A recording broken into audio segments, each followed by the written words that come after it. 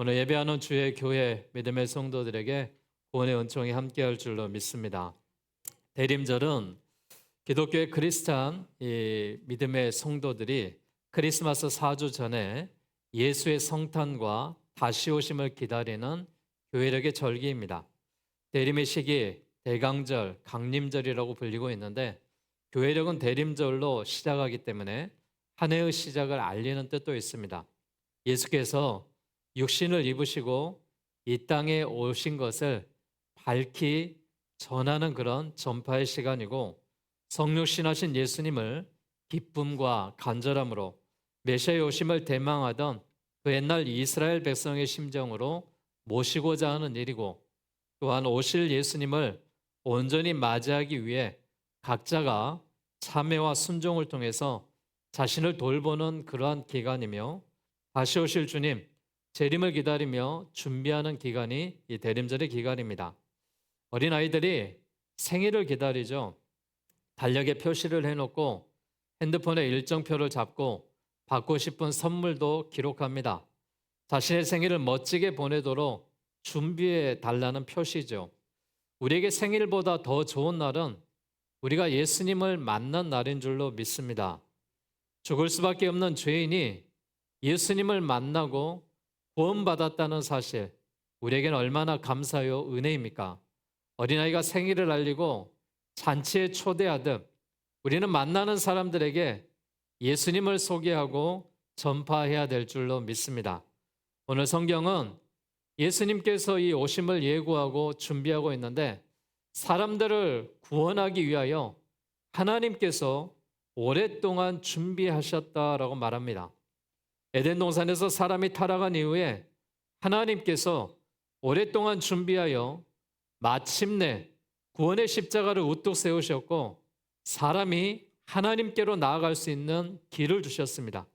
이것이 사람들이 들어야 될 구원의 기쁜 소식이고 복음이라는 것입니다. 대망의 계절에 예수님이 다시금 찾아오심을 기다리면서 구주가 오신다라고 말씀하며, 우리가 복음이라는 이유로 다시 한번 하나님 앞에 감사와 영광을 올릴 수 있는 귀한 시간들이 되시기를 주의 이름으로 기원합니다. 여러분, 복음이 무엇이겠습니까? 복음은 좋은 소식입니다. 굿뉴스라고 이야기하죠. 무엇이 우리에게 기쁜 소식이고 좋은 소식일까요? 내가 성공했다고요? 내 가정에 자녀들이 잘 됐다고요? 아니면 내가 사업에 어떤 일들을 이루어냈다고요? 내 직장에 승진이 이루었다고요? 물론 좋은 소식이죠. 이보다 더 좋은 소식은 무엇이냐? 우리의 영혼이 구원받았다는 사실입니다. 우리의 영혼이 지옥에 가지 않고 하나님의 자녀가 되었다는 소식이 기쁜 소식 아니겠습니까? 복음을 뜻하는 히랍의 뜻은 전쟁에서 승리했을 때의 기쁜 소식을 의미하는 말입니다. 목숨을 걸고 싸운 전쟁에서 이겼을 때의 기쁨은 이루 말할 수가 없죠. 무엇보다도 내가 적군의 칼에 쓰러지지 않고 살아남았습니다. 승전의 기쁜 소식은 내가 죽지 않고 구원을 받았다는 사실이 있습니다. 우리가 복음을 가리켜서 우리가 이겼다, 우리가 살았다라는 뜻을 갖고 있는데, 기쁨의 소식이죠. 성경으로 말씀을 드리면 이 기쁜 소식은 하나님이 하나님의 백성을 압제와 소름에서 건져내시는 구원의 행위를 의미하고 있습니다. 이사야 52장 7절 말씀에 보니까 좋은 소식을 전하며 평화를 공포하며 복된 좋은 소식을 가져오며 구원을 공포하며 시온을 향하여 이르기를 하나님이 통치하신다 하는 자의 산을 넘는 발이 어찌 그리 아름다운가 라고 기록하고 있습니다. 신약에 넘어와서는 이 기쁨의 소식, 복음을 가리켜서 하나님의 아들 예수 그리스도의 시작이다라고 이 복음을 이야기하고 있습니다. 오늘 중요한 단어를 기억해야 되는데, 하나님의 아들 또한 예수 그리고 그리스도라는 단어를 우리가 기억하셔야 됩니다. 오늘 본문 1절 말씀에 하나님의 아들 예수 그리스도의 복음의 시작이다라고 말씀하셨습니다. 이 말씀을 통하여 하나님의 아들 예수 그리스도의 복음의 시작이라는 이 선언이 그 예수 그리스도가 우리를 위한 복음의 시작이 될 수 있을 줄로 믿습니다. 예수님이 어떤 분인지 설명하는 것이 복음이죠. 우선 예수님을 하나님의 아들 예수다라고 선언하고 있습니다. 예수님은 하나님의 아들이신 줄로 믿습니다. 여기에 하나님의 아들이라는 말을 우리가 이해할 필요가 있는데요. 하나님의 아들이라는 말은 구약 성경에서 천사의 뜻을 갖고 있고 또한 하나님의 백성을 가리키기도 합니다. 또 신약에 와서는 그리스도인들을 가리키는 그 모습으로서 말씀을 인용하기도 합니다. 아들은 보이지 않는 아버지의 탁월한 능력을 드러내 보여준다는 뜻을 가지고 있는데요. 로마 사람들은 절대의 권력을 가렸던 황제나 뛰어난 능력을 가지고 있는 영웅 등을 신의 아들이다라고 불렀습니다. 그런데 예수님을 하나님의 아들이라고 부르는 것은 보이지 않는 하나님을 보여주는 분이라는 뜻입니다. 예수님을 하나님의 아들이다라고 부르는 것은 하나님을 보여주는 놀라운 능력을 예수님께서 행하셨다라는 것이죠. 예수님은 하나님의 능력과 권세를 사람들에게 보여주십니다. 사람들은 예수님께서 행하는 일들을 보고 예수님을 하나님의 아들로 인정하였습니다. 예수께서 인간이 감히 가까이 걸 수 없는 그 하나님을 보여준 것이죠. 우리가 예수님을 가리켜서 육신의 옷을 입고 오신 하나님이다라고 말씀하는데 그 육신의 옷을 입고 오신 예수님께서 우리의 죄를 다 사하시고 또한 우리를 구원하시기 위하여 이 땅에 오셨다라는 사실입니다. 창조주 하나님께서 이 땅에 당신의 형상을 입은 백성들을 구원하기 위한 하나님의 계획 아닙니까? 그래서 우리가 예수를 가리켜서 그리스도다라고 이야기하십니다. 하나님의 아들 그리스도다라는 말은 예수님을 하나님의 아들이라고 설명할 뿐만이 아니라 예수를 그리스도라, 다시 말하면 메시아다, 구원자다라는 말을 하고 있습니다. 이 메시아라는 뜻은 기름 부음 받은 사람이다라는 뜻을 갖고 있습니다. 즉 세상을 구원하시는 구세주가 우리 주님이라는 사실입니다. 예수님은 하나님의 아들로서 하나님을 보여주실 뿐만이 아니라 그리스도께서 사람들을 하나님께로 나아가게 하십니다. 하나님을 알게 하실 뿐만이 아니라 그 하나님께로 이끌어 주시는 분이 예수 그리스도이십니다. 십자가를 지시는 제제사장이요 부활하신 선지자요 세상의 모든 악의 세력을 이기신 왕이신 분이 우리 예수님입니다. 세상의 거리는 이제 성탄을 준비하고 있습니다. 대망절의 이 시기 가운데 교회도 찬란한 빛이 비치고 아기 예수의 탄생을 또한 기다리며 우리에게 구원자 되시는 예수님의 주심을 우리가 맞이하고 있습니다. 한 해가 다 저물어가고 있는 이 시기에 사랑하는 여러분, 오늘 우리가 기억해야 될 것은 이 예수님은 나를 위해 오셨다라는 사실입니다. 나를 구원하시기 위해 십자가를 지시고 또한 부활하시고 승천하셔서 지금도 하늘 보좌 우편에서 우리와 함께하고 계시다는 사실입니다.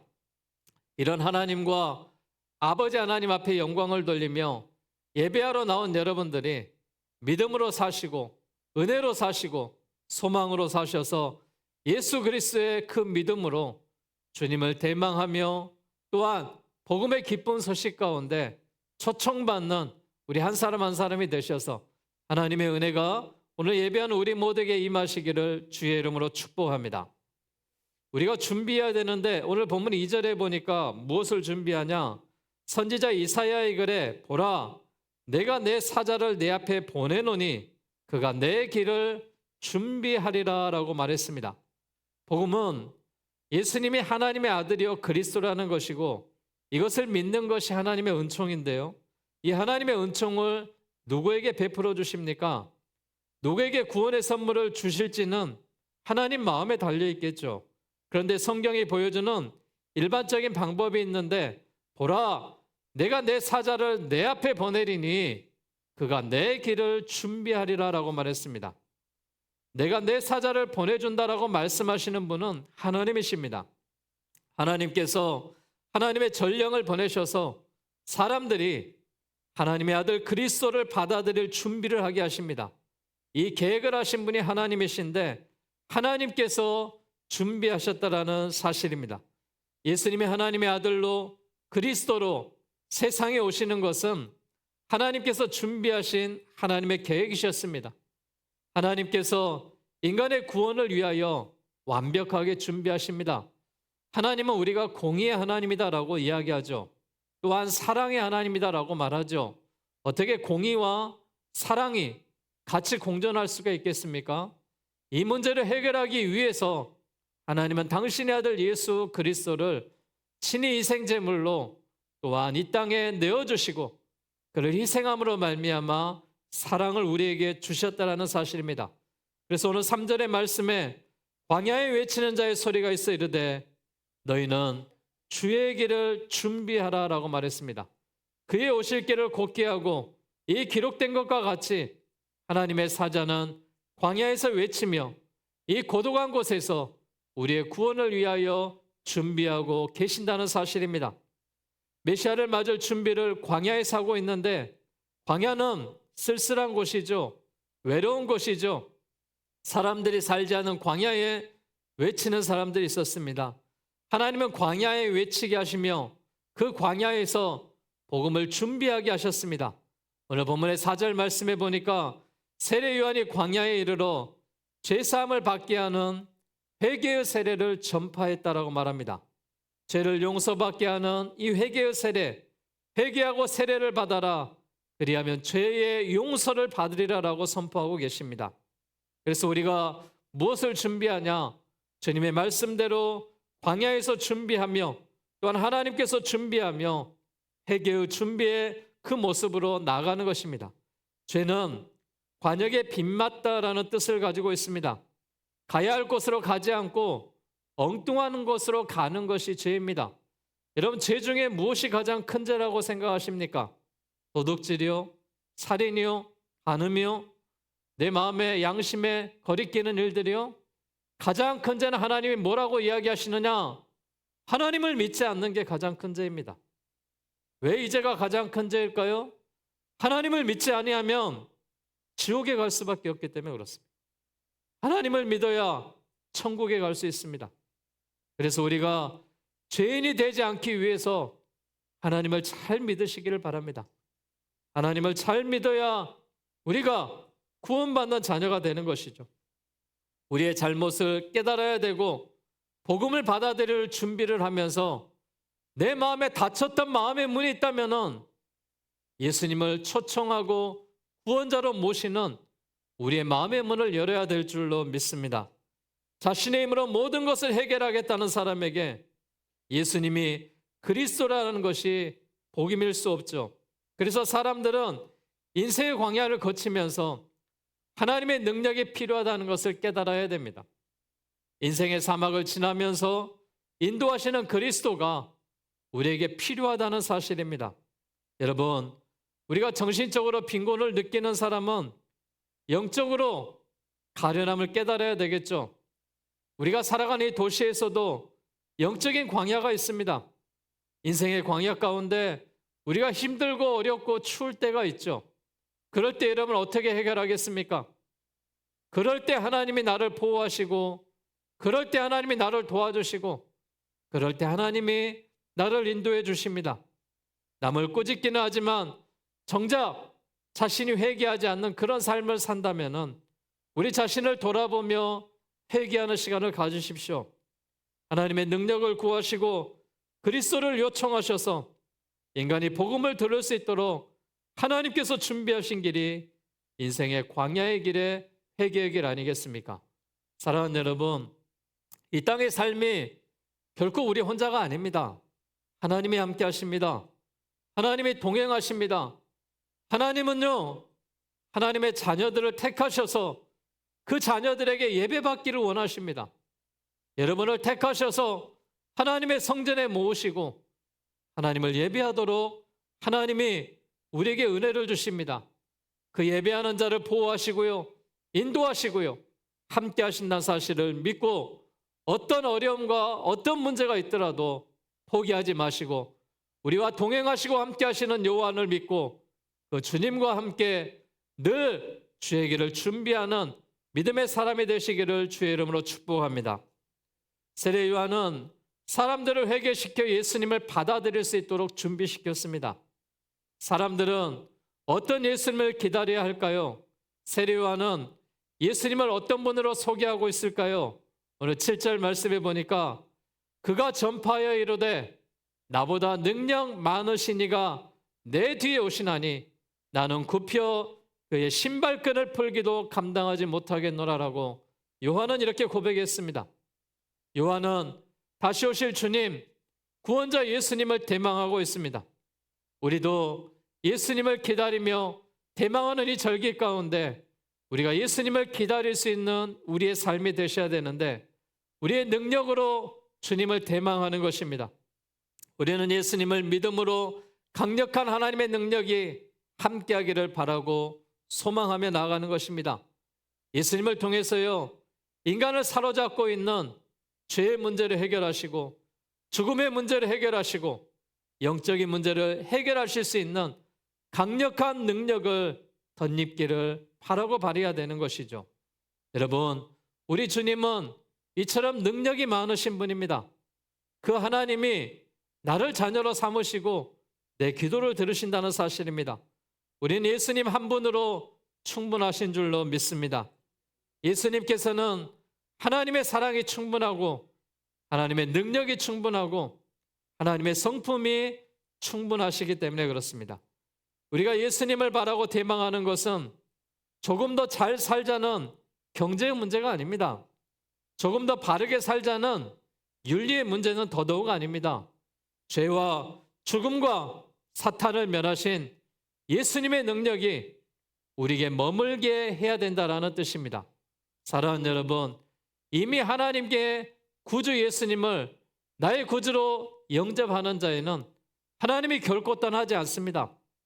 하나님이 내 손을 놓지 아니하시고요, 하나님이 끝까지 붙들고 계십니다. 그러니 여러분, 병마에 시달리더라도 환경 가운데 조금 어려움이 있더라도 내 자녀가 어려움을 겪고 있나 하더라도 우리는 결코 포기하시면 안 됩니다. 하나님께서 우리를 붙잡고 계시듯 우리가 주님을 늘 붙들고 기도할 때 주님이 우리의 기도를 응답해 주실 줄로 믿습니다. 하나님은 우리가 바라고 기대해야 할 모든 것들이 무엇인지 알고 계십니다. 8절 말씀에 뭐라고 이야기합니까? 나는 너희에게 물로 세례를 베풀었거니와 그는 너희에게 성령으로 세례를 베풀이라라고 말했습니다. 계속해서 세례 요한은 예수님을 성령으로 세례로 베푸신 분으로 소개하고 있죠. 요한의 세례는 물세례로 세례받는 사람들에게 회개하는 세례였다면 예수님의 이 성령 세례는 불세례로 사람들에게 성령을 부어주셔서 우리의 모든 죄를 태우시고 우리의 악한 것들을 쫓으시고 우리가 성령의 충만함 가운데 예수님과 동행하며 나아가는 그 길을 여십니다. 세례 요한은 자기 뒤에 능력이 많으신 예수님이 오신다라고 말했습니다. 예수님은 오셔서 성령 세례를 베풀어 주셨습니다. 그리고 예수님은 사람들에게 성령을 보내주십니다. 성령이 오셔서 우리의 구원을 확증하시고 역사하십니다. 예수님을 기다리는 우리 모두에게 성령의 충만함이 함께할 때 우리가 결코 흔들리지 않고 믿음으로 담대하게 나아가게 하실 줄로 믿습니다. 사랑하는 여러분, 우리는 이 대망절에 주님 오심을 기다리고 있습니다. 복음으로 함께 하셨고 또한 이 길을 준비하셨고 대망하는 우리 모두에게 주님은 늘 평강으로 역사하시는 줄로 믿습니다. 사랑하는 여러분, 오늘 마가복음 1장 1절에서 8절의 말씀으로 예수님이 하나님의 아들이다라고 선포합니다. 예수님이 그리스도라고 선포합니다. 예수님이 복음의 시작이다라고 선언하고 계십니다.